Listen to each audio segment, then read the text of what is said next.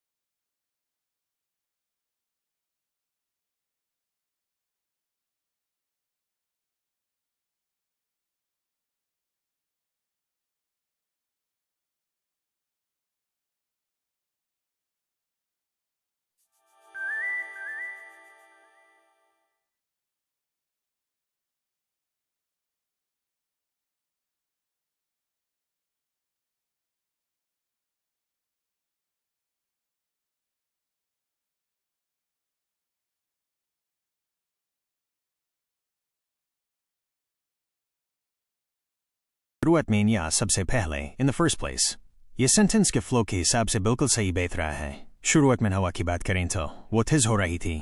B, by the way, इसका use तब करते हैं जब हम सडनली कोई नया टॉपिक छेते हैं जो मैं बात से हटकर हो। यहाँ कॉन्टेक्स्ट हवा और थन कही है तो ये फिट नहीं होगा। सी, फर्स्ट ऑफ ऑल, ये भी सीक्वेंस बताने के लिए यूज होता है, लेकिन टू बिगिन विद ज्यादा नेचुरल लगता है जब हम किसी नैरेटिव या स्टोरी लाइक सिचुएशन को डिस्क्राइब करते हैं। डी, स्पीकिंग ऑफ, इसका यूज तब होता है जब हमने पहले हवा विंड के बारे में कुछ कहा हो और उसी को आगे बता रहे हों, पर यहाँ सेंटेंस इसी से स्टार्ट हो रहा है। की डिफरेंस, अगर आप इमेज में अपनी नोटबुक देखेंगे 13 का सही आंसर और डी है। यहाँ इसका कंप्लीट एक्सप्लेनेशन दिया गया है। Question 13, underscore underscore underscore the wind, it was getting stronger and I was getting colder. A. To begin with, B, by the way, C, first of all, D. Speaking of, sahi answer or explanation. Right option, D. Speaking of, reason. Speaking of E के ऐसा discourse marker है जो किसी topic को पिछली बातचीत से connect करने के लिए यूज किया जाता है।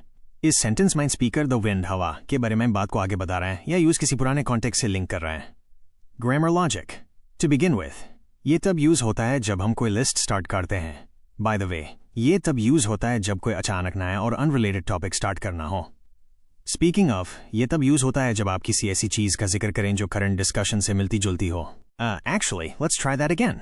NDA English 2025. Number 16 पूरा विजिबल नहीं है लेकिन सेंटेंस स्ट्रक्चर और ऑप्शंस के बीच, चलिए इसका लॉजिक और एक्सप्लेनेशन समझते हैं।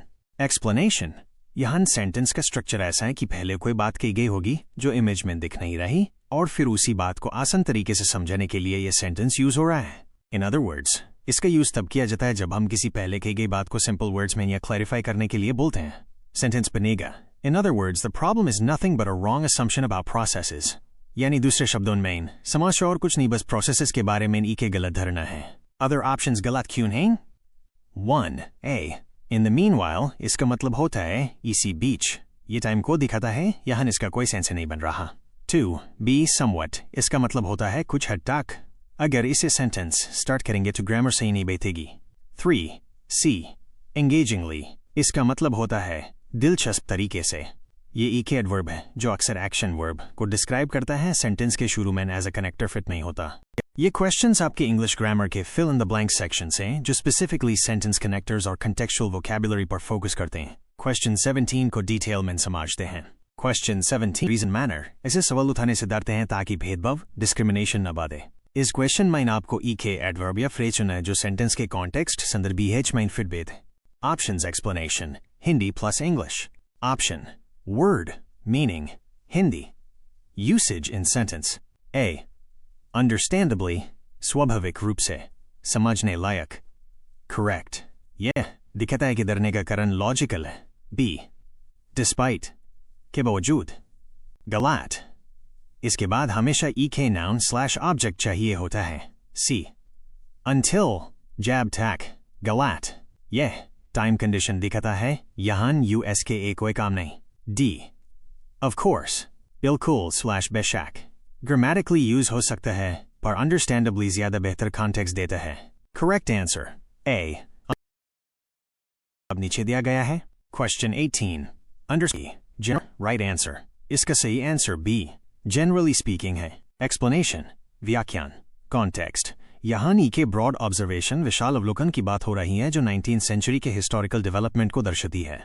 रीजन जनरली स्पीकिंग ई के ऐसा डिस्कोर्स मार्कर है जो किसी बड़े विषय या ट्रेंड को इंट्रोड्यूस करने के लिए यूज किया जाता है. इस सेंटेंस में ये बताया जा रहा है कि सामान्य तौर पर 19th सेंचुरी में रिफ्लेक्शन और क्वेश्चनिंग की भावना ने जोर पकड़ा था. Other options particularly speaking tab use होता जब किसी स्पेसिफिक चीज पर फोकस होता और अदरवाइज या ऑफ कोर्स यहाँ सेंटेंस के लॉजिक के हिसाब से फिट नहीं बैठते. क्या आप किसी और क्वेश्चन का एक्सप्लेनेशन या एनडी हम कोई दूसरा विकल्प या ऑपोजिट सिचुएशन बताते हैं. Of course D. ये किसी ऐसी बात के लिए यूज होता है जो पहले से ही क्लियर या ऑब्वियस हो. क्या आप एनडीए 2026 हैं? ये वर्ड्स प्योर सेंटेंस का कॉन्टेक्स्ट डिफाइन करते हैं. आइए होता है थोड़ा बहुत टू सम एक्सटेंट. अगर सेंटेंस में कंप्लीटली वर्ड नहीं होता तो ये फिट हो सकता था, लेकिन समवट और कंप्लीटली दोनों ई के साथ यूज करना गलत होगा क्योंकि ये ऑपोजिट मीनिंग्स दिखाते हैं. बी. बिलीवेबली इसका मतलब है जिस पर विश्वास किया जा सके. ये यहाँ कॉन्टेक्स्ट के हिसाब से सही नहीं बैठ रहा है. सी. thus इसका मतलब होता है इस प्रकार. therefore as a result ये तब यूज होता है जब हम किसी पिछली बात का रिजल्ट बता रहे हों. इस सेंटेंस में कोई रिजल्ट नहीं दिखाया जा रहा है बल्कि सिचुएशन के चेंज होने का नेचर बताया जा रहा है. डी. predominantly इसका मतलब होता है मुख्य रूप से या सबसे ज्यादा. मेनली मोस्टली ये सेंटेंस को ई के स्ट्रॉन्ग एम्फेसिस देता है कि सिचुएशन काफी हद तक बदल चुकी है. Correct answer C. thus या डी. predominantly आपने हैंड रिटन 21 का राइट आंसर होगा बी. पर्सन साइनोस्योर को होता है पर्सन और things that attracts a lot of the attention. का को अटेंशन लेते भाई साइनोस्योर कहता है. भागवत कोएवल को होता है. कोएवल वो होते हैं जो कि सडन शार्प. कोएवल को होता है पर्सन ऑफ रफली the same age. Same age होता है कोएवल. दोनों की कोएवल में सेम एज है. रेस्ट्रोगेशन माने होता है return to early stage. Imprest को मतलब होता है money use to manage small expenses. ट्रेजेड को मतलब होता है सोलो और डिस्टेंटेड. 26 में का राइट आंसर होगा वी. Partial representation. उसके बाद 27 वाले का राइट आंसर होगा बी. डिसअपॉइंटमेंट. 32 का राइट आंसर होगा डी. डी क्यों होगा? क्योंकि India at a present has one of the largest road network in the world बन चुका है. ये तो सबको पता है. उसके बाद इम्पोर्टेंट क्या है? रोड की बन चुका है तो important recognise India since ancient time से इम्पोर्टेंट है वो पूछा गया. उसके बाद दिया है जो रोड है वो अशोक के टाइम पर यूज किए जाते थे वो बताया। उसके बाद बताया था मिडीवल पीरियड में इम्पोर्टेंट थी। उसके बाद ये ट्रंक रोड देखा है वो भी बनाया गया था, किसके बता रहे, शेष सूरी के बाद बताइए। उसके बाद लास्ट में देख सकते हैं इट वाज पास फ्रॉम हुनर थाईलैंड दिल्ली में अमृतसर में, ये बनाया कारफ अफगान के द्वारा।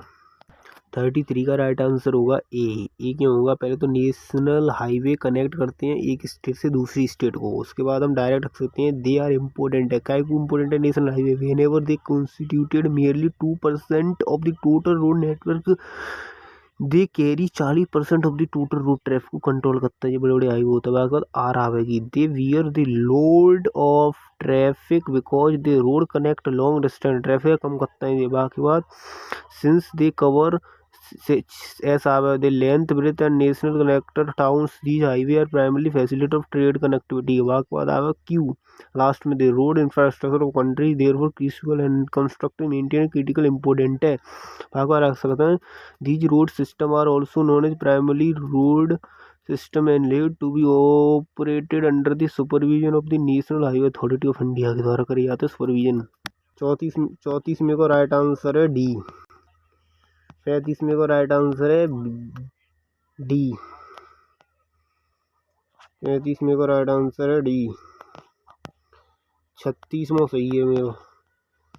37 में को राइट आंसर है B. Nitish wondered before his brother, what was आएगी, वॉज अ पेंटिंग, अभी बाद में तो बता रहा है तभी तो इसे वॉज आएगी, वॉट वॉज अ पेंटिंग, समझा। 37 में। 38 में का राइट आंसर होगा 38 मेरा सही था। 38 में 39 में गलत था। 39 में का राइट आंसर होगा 1939 का राइट आंसर ए होगा। नो अदर माउंटेन्स नहीं आएगा, माउंटेन में ही सब आ जाते हैं। नो अदर माउंटेन कंपेरिजन तो किया जा रहा है हिमालय से। नो अदर माउंटेन, एक माउंटेन। 41 का राइट आंसर होगा ए, क्लोज फ्रेंड होता है कॉन्फिडेंट का मतलब। ब्रोक और ब्रूक, इसमें बहुत बड़ी गलती करेगा 41 वाले में। नीचे बी ऑप्शन में क्या दिया है, बी ऑप्शन में कॉन्फिडेंट की स्पेलिंग लिखी है CONFIDENT लिख दी है, पर उसमें राइट में देख क्या लिखी है CONFIDENT, समझा। ये बहुत बड़ी गलती कर गया, यही तो गलती थी इसका 13, इसके लिए इसका आंसर ए होगा। मैंने लगा दिया था बी, अगर इसमें ई होता डी की जगह, ई की जगह तो सही होता बी ऑप्शन। देख ब्रोक मीन्स तो बैन करप्ट होता है और ब्रूक मीन्स होता है स्ट्रीम, इसलिए 42 का राइट आंसर बी होगा बच्चे। 43 का राइट आंसर, 43 तरह सही है, सी होगा राइट आंसर। एक्सेप्ट और एक्सेप्ट मीन्स अपार्ट, एक्सेप्ट मतलब कॉन्सर्न, और 44 का राइट आंसर डी होगा। 44 का राइट आंसर डी होगा, क्योंकि एक्योर्ड मीन्स होता है एग्रीमेंट करना और एक्योर्ड मीन्स होता है एक्यूमुलेटेड, ये बहुत गलत गए हैं। जहाँ को 47 को राइट आंसर का होगा वाई, जहाँ को ए आंसर होगा Y establish contract with a period of, कोई आदमी बोल रहा है स्पीकिंग करवा लैंग्वेज बात है, कॉन्ट्रैक्ट करने के बाद ही तुम नई लैंग्वेज फाइंड कर सकते हो। जंप होता हुआ देखिए, only a considerable period of time contract करके, देख एग्जाम्पल कॉन्ट्रैक्ट करके, ओनली कंसिडरेबल पीरियड कॉन्ट्रैक्ट करके फाइंड कर सकता है। 19 वाले क्वेश्चन का राइट आंसर होगा A, because the people may be known but the identify of their language may not be, means होगा इसका पीपल रिकॉग्नाइज करते हैं डिफरेंट एथनिक ग्रुपों को बट नॉट नेसेसरी इनकी देयर लैंग्वेज हो गए। जम पे देख जदा हुआ या कौन सा जम पे फड़ल है, इट विल रियलाइज दैट टेकर लिंक करता है एथनिक ग्रुप लैंग्वेज। जहाँ पेपर में तो तेरा सब कुछ खराब हो, सब पे तो ये कमांड करनी को भाई सेंटेंस अरेंजमेंट सही है, जम पे सही करता है पर नीचे वह आता है बिना में गलत करवा रहे सेंटेंस अरेंजमेंट को कमांड दे। फिलअप कहाँ है, ये फिलअप कैसे हैं, फिलअप ज़्यादातर फ्रेजल वर्ब की तरह है, ये देख फ्रेजल वर्ब की तरह सब क्या देर कम पे कहा हुआ the class decided organise picnic trial, इनमें कहा हुआ उनमें कन्फ्यूजन होते हैं जिन पे ध्यान दें। और बाकी बात ये ग्रामर पे ध्यान दे, ग्रामर एक्सप्रेशन पे, वोकेबलरी पे ध्यान दे, सब पे ध्यान दे, रीजनिंग पे, डायरेक्ट इनडायरेक्ट कौन से लेके जावा तो पैसेज पे, पैसेज ढंग से पढ़ कर